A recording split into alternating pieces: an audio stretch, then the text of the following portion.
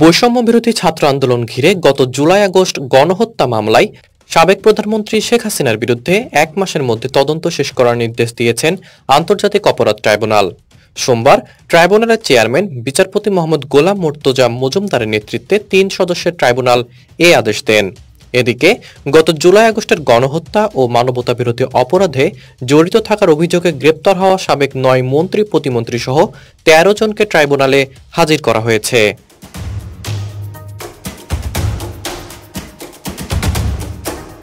সোমবার সকালে কড়া নিরাপত্তায় তাদেরকে ট্রাইব্যুনালে হাজির করা হয়। গণহত্যার মামলার তদন্তের সময় বৃদ্ধির জন্য আবেদন জানাবে তদন্ত সংস্থা বলেও জানা গেছে।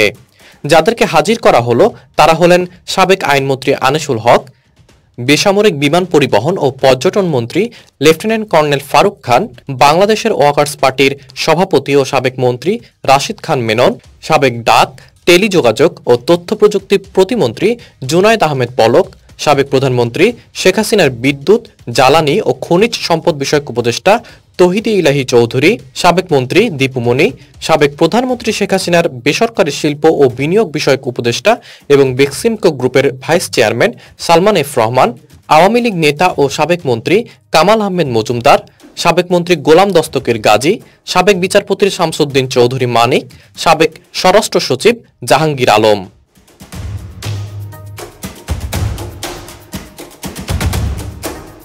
অন্য মামলায় রিমান্ডে থাকায় আজ হাজির করা হয়নি সাবেক কৃষিমন্ত্রী ও আওয়ামী লীগের সভাপতি মণ্ডলী সদস্য আব্দুর রাজ্জাককে।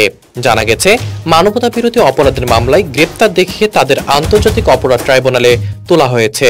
বর্তমানে অন্য মামলা তারা সবাই কারাগারে রয়েছেন। গত ২৭ অক্টোবর আন্তর্জাতিক অপরাধ ট্রাইব্যুনালের চেয়ারম্যান বিচারপতি মোহাম্মদ গোলাম মুর্তজা মজুমদারের নেতৃত্বে ৩ সদস্যের বিচারিক প্যানেল তাদের হাজির করার আদেশ দেন। ট্রাইব্যুনালের অপর ২ সদস্য হলেন বিচারপতি মোহাম্মদ শফিউল আলম মাহমুদ ও বিচারক মোহাম্মদ মহিতুল হক এনাম চৌধুরী। মুন্নার আঞ্জুম রিফাত, বিডি আর্কাইভ।